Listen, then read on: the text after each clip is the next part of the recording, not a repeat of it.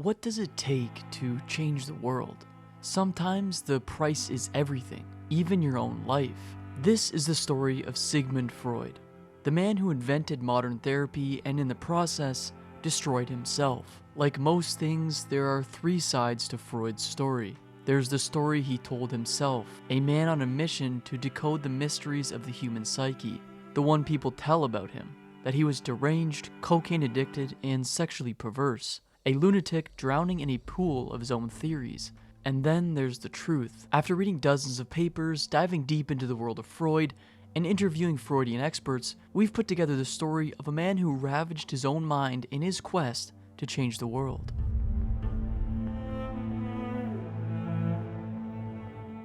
It's Saturday in the small community of Hampstead, England. The lush gardens of Maresfield create a picturesque background for the tragedy that's about to unfold. An exiled figure lays in an invalid couch just a few feet away from what would be his legacy, the psychoanalytic couch. It's been 7 decades of service to neurology. Successes and failures run through his mind as he slowly fades to darkness. His breathing becomes more labored as the years of cigar smoking have taken their toll.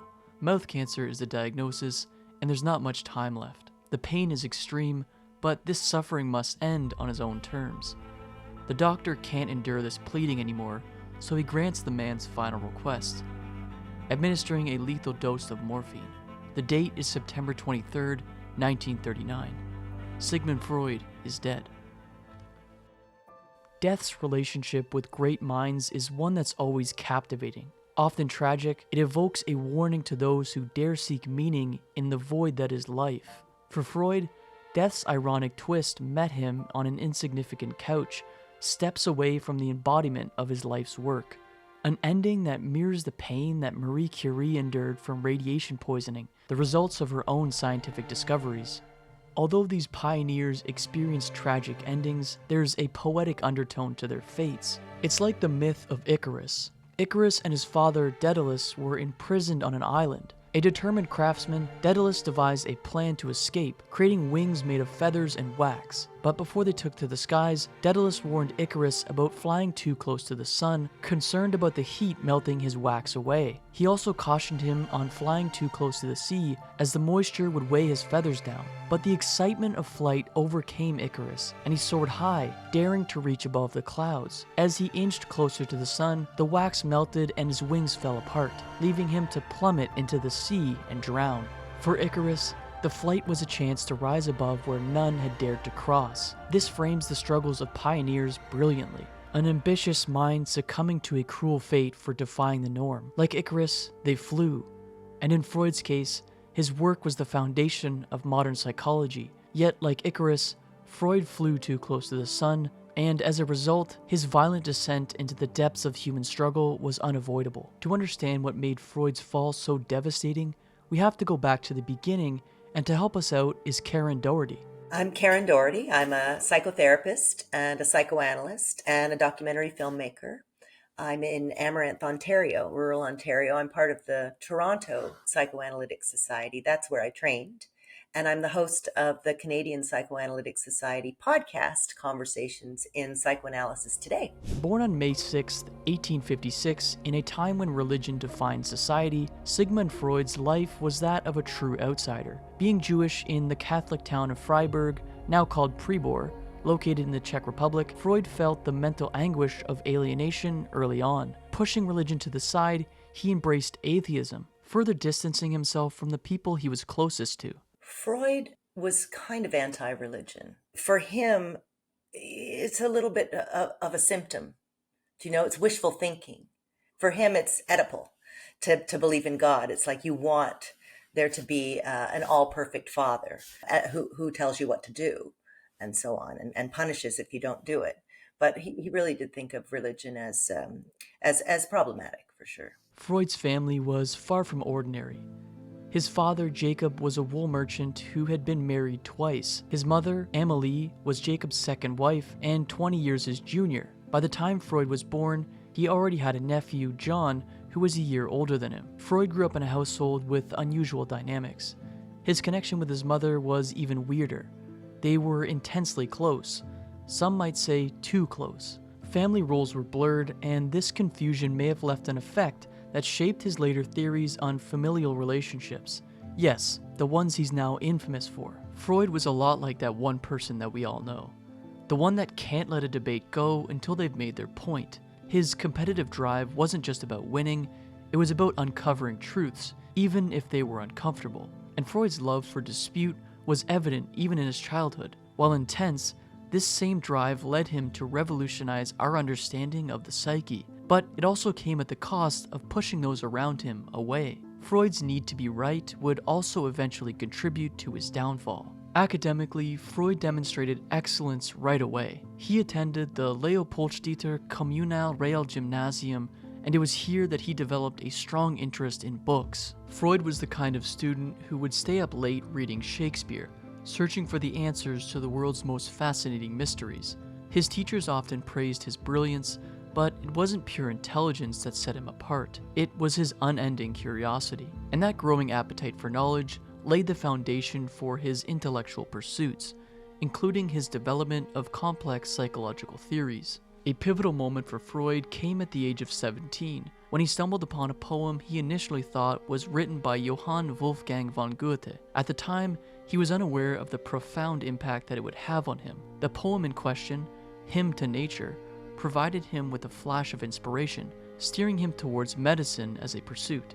Ironically, it later would be revealed that the work was actually written by George Christoph Tobler, a devout Christian and pietist, not Goethe. Nonetheless, Freud found Goethe's other work to be the source of inspiration throughout his life, often citing him in his theories and essays. Looking back, it really feels like the wildest butterfly effect.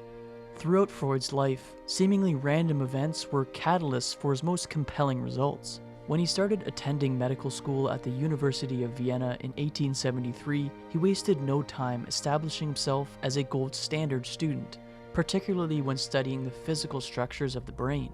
At this stage of his life, Freud saw himself as a scientist first and a physician second, an approach that helped shape his later focus on the mind's more abstract properties. In the late 1870s, Sigmund Freud met Dr. Josef Breuer, one of Vienna's top researchers and 15 years his senior. It was through Breuer that Freud discovered the talking cure, a treatment encouraging patients to address their symptoms through conversation. Breuer had a patient, Bertha Poppenheim, referred to as Anna O in his studies, who initially began hypnosis treatments with him for her hysteria.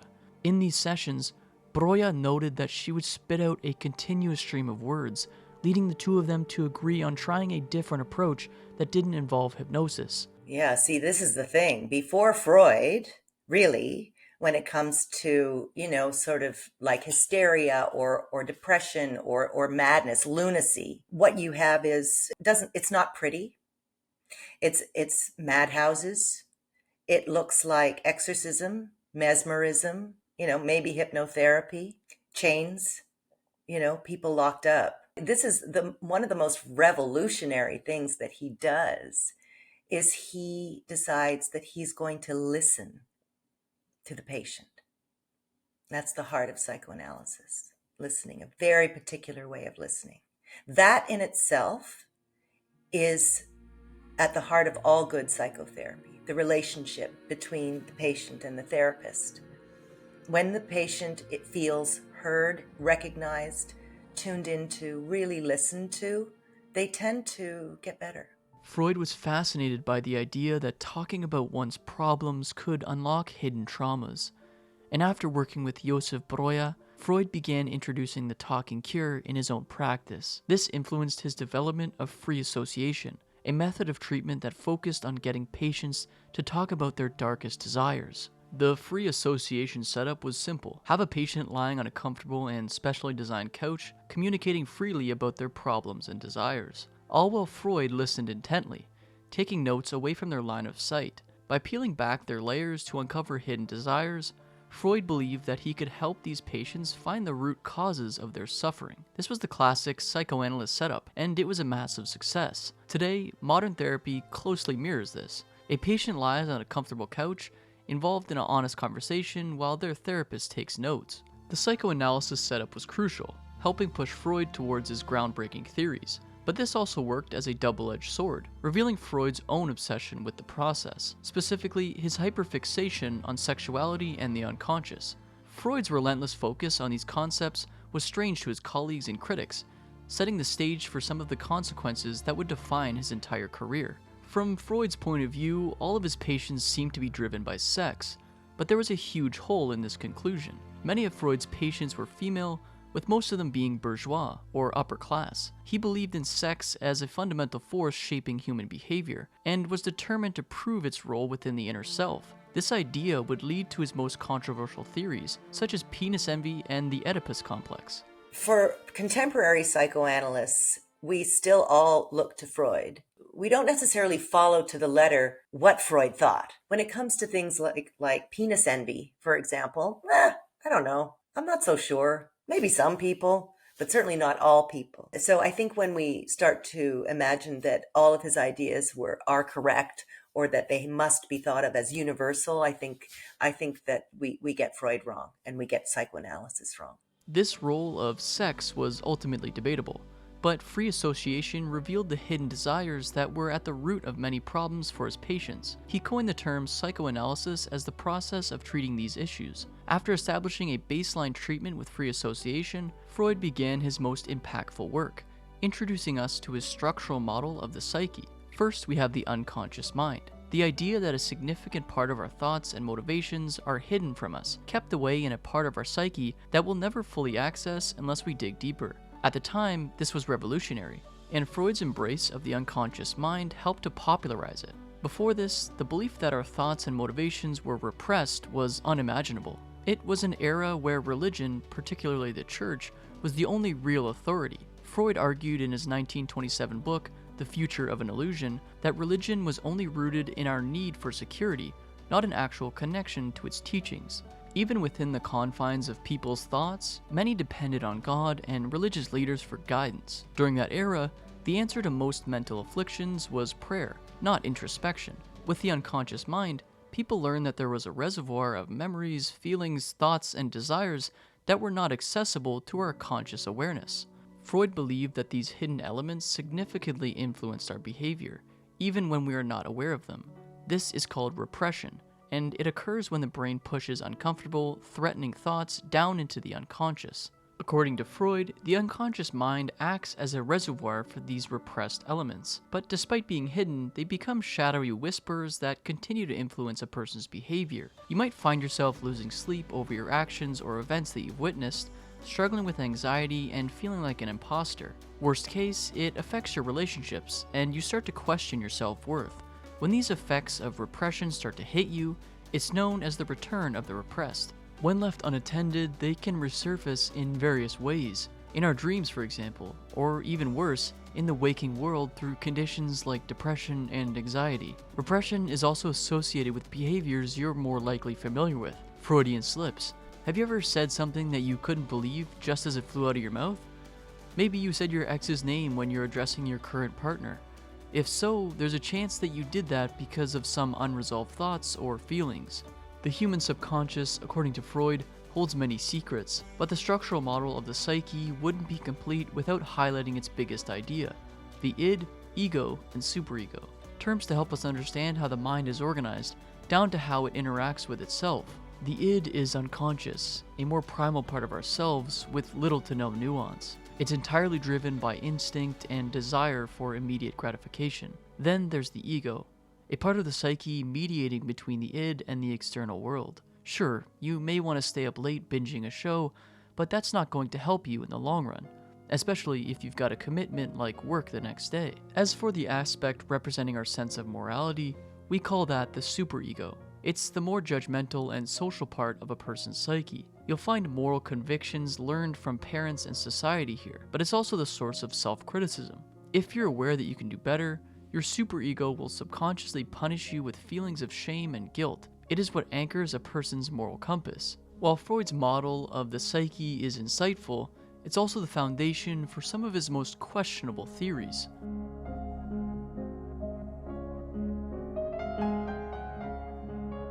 Despite his successes, Freud's career was littered with moments where he just plain missed the mark.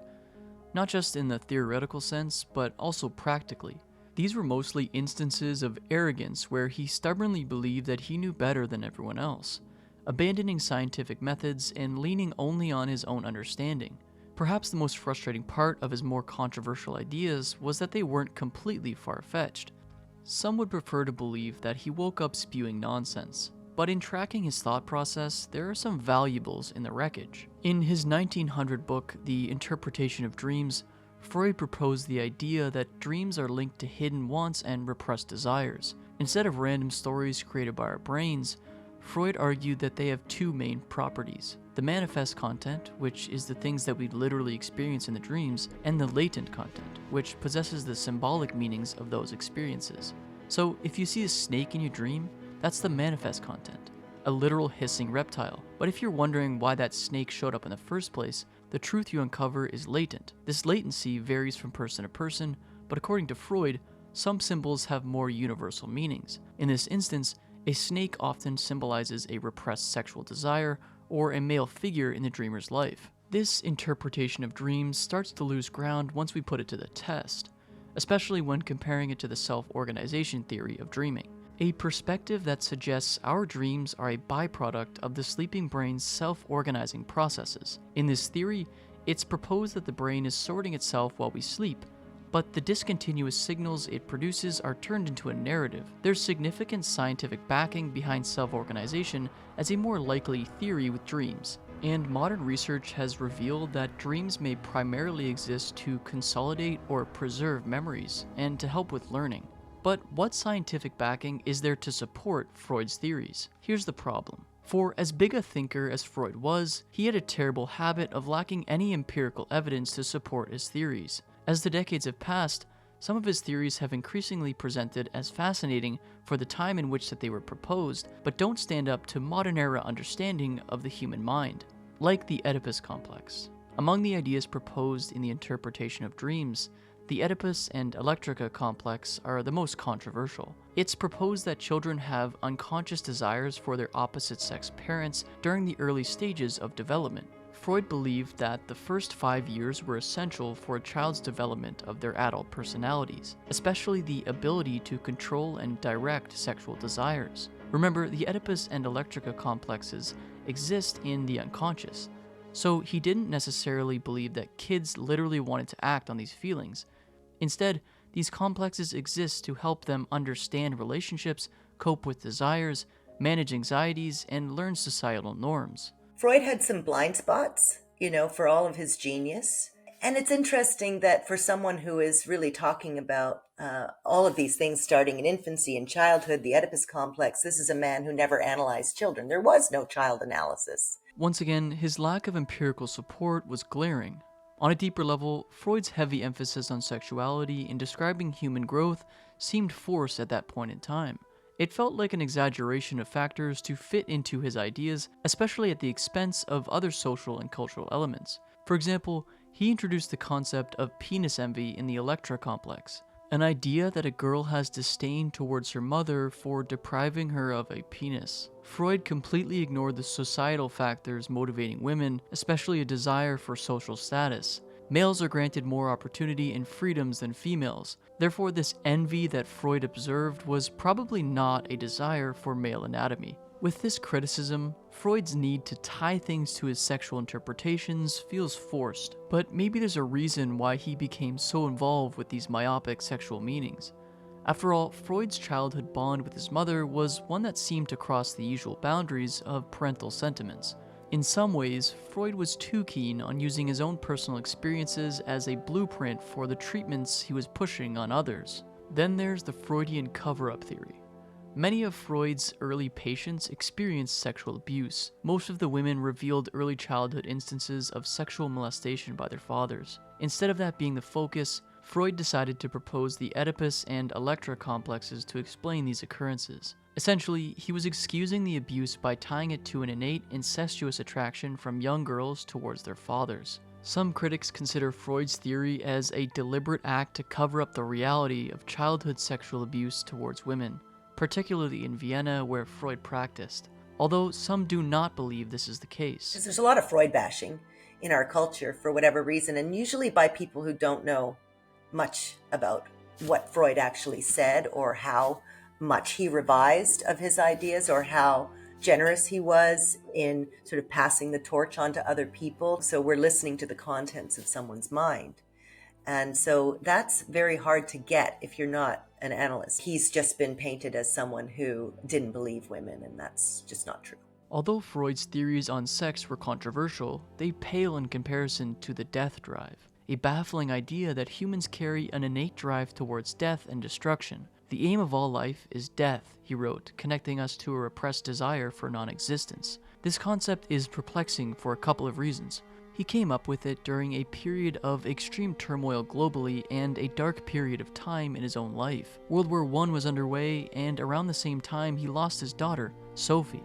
So there's a good reason for him to justify death's irrationality as part of the unconscious. According to Freud, human nature is tied to two opposing forces: Eros, the life drive, and Thanatos, the death drive. These weren't just abstract ideas, they were the fundamental forces shaping all of human behavior. The core concept behind Thanatos sounds grim, but it's not accurate to define it as a desire for death. The theory is more like a drive towards non-existence, or an inorganic state. Thanatos is also rooted in the concept of entropy, where all systems are designed to move towards a state of disorder. As humans, life is a part of a system, and by that implication, we have a desire to return to nothingness. Although Freud himself never used the Thanatos and Eros labels to define these drives, these names serve his concepts better. Thanatos is borrowed from Greek mythology after the personification of death, a figure who delivered the death to the underworld. Eros is taken from the Greek god of physical love and desire, and it's from his name that we have the word erotic. Now, how this desire manifests comes down to behaviors we've displayed since the dawn of humankind. Aggression, for example, is considered an expression of the death drive. Same with self-destruction, because it can turn inward, leading to self-harm and even suicide. The death drive is also connected to repetition. Freud theorized that people feel compelled to revisit and repeat past traumas. For example, soldiers in World War I often re-experienced combat in their dreams. He believed this happened as an attempt to master those events. There are concepts based on other reasons for encountering traumas in our dreams that challenge Freud's theories, with some being that the brain may be consolidating those traumatic memories. Along with the death drive, Freud's Eros has some questionable elements. Eros is the impulse for survival, reproduction, and pleasure. In his eyes, the two forces are in constant tension, competing to influence our actions and propel much of the human experience. However, the life drive suffers from the same shortcomings as its counterpart. It's extremely abstract and lacking in scientific backing. There's also the criticism of Thanatos centered on how it might come off as a form of encouragement for suicide. Yet there are still some positives in this Freudian theory. For what it's worth, the concept of Thanatos provides a framework for understanding some more self-destructive or even aggressive aspects of human nature. These controversial theories often led to conflicts within Freud's professional circle. Certain disagreements stung more than others, though.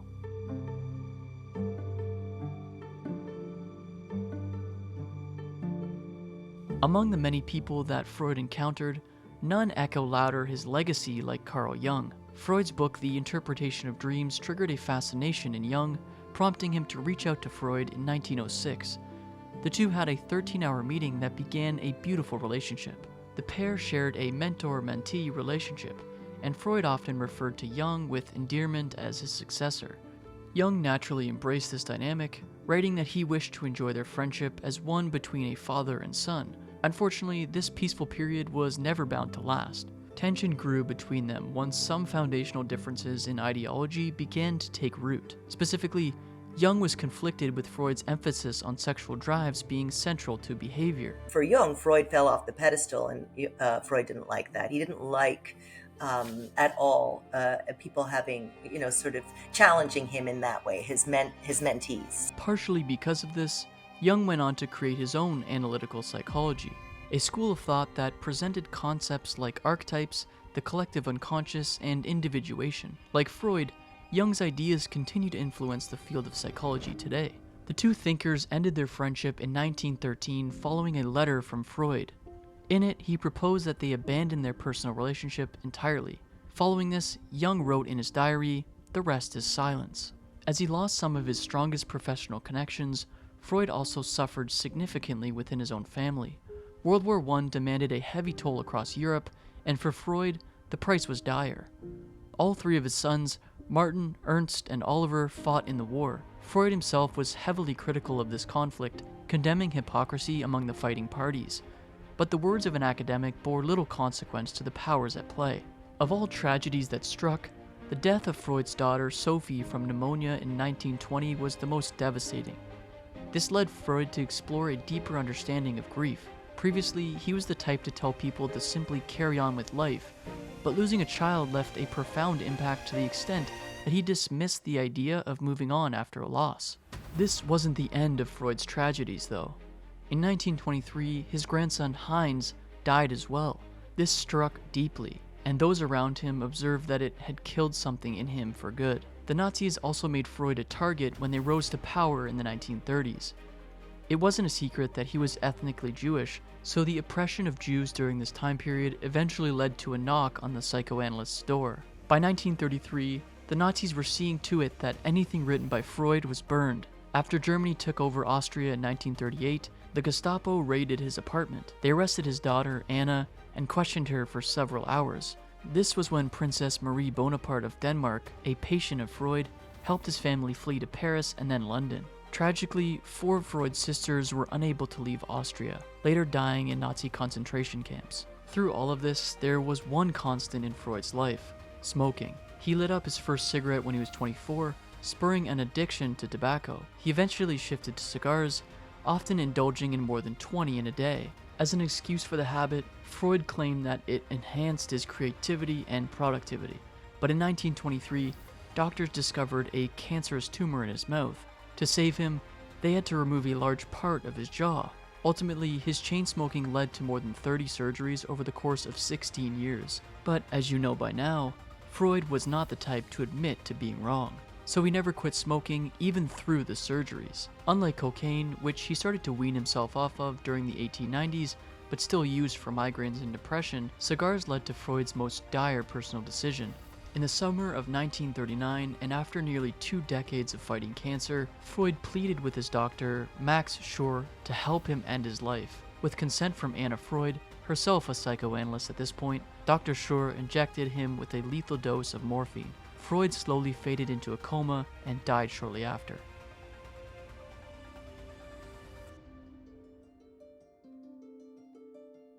While his death was undoubtedly tragic, Freud's story has so many high points that eclipse his darker shortfalls. His work exploring the unconscious mind elevated our understanding of human behavior, including motivations driving our choices. By focusing on the critical role of hidden wants, psychologists found a way to address previously untreatable conditions. Freud's work still sparks fierce debates. For every medical professional who considers Freud a genius, there's another who finds him teetering on the edge of fantasy. Yet Freud's place in psychoanalytics is undeniable, and academics continue to cite his research on early childhood experiences.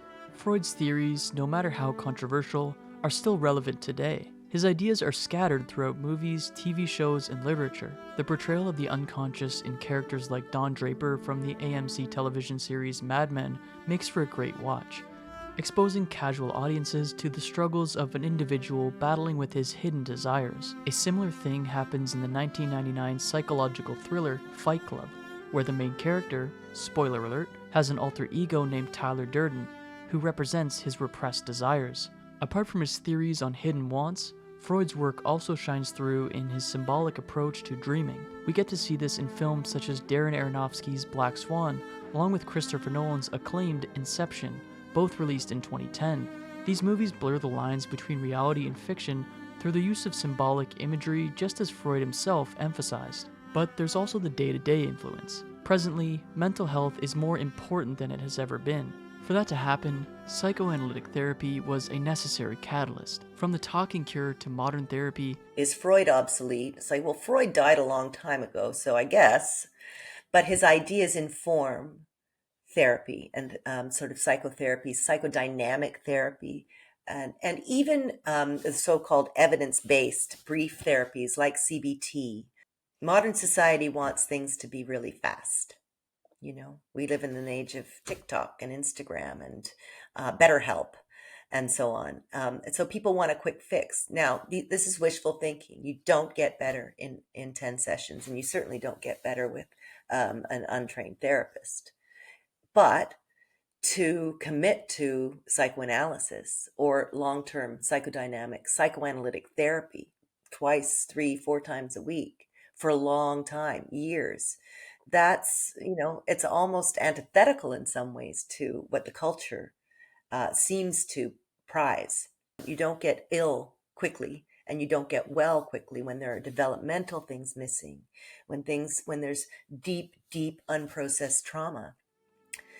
This takes time. I don't think it's obsolete. I just think it's kind of radical today.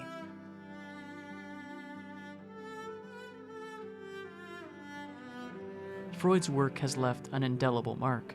Passion is rightfully a cornerstone for success. As dreamers, we're often drawn to stories of protagonists obsessed with winning, regular people who ascend past their known limits at all costs. Vincent van Gogh, Bobby Fischer, Sigmund Freud.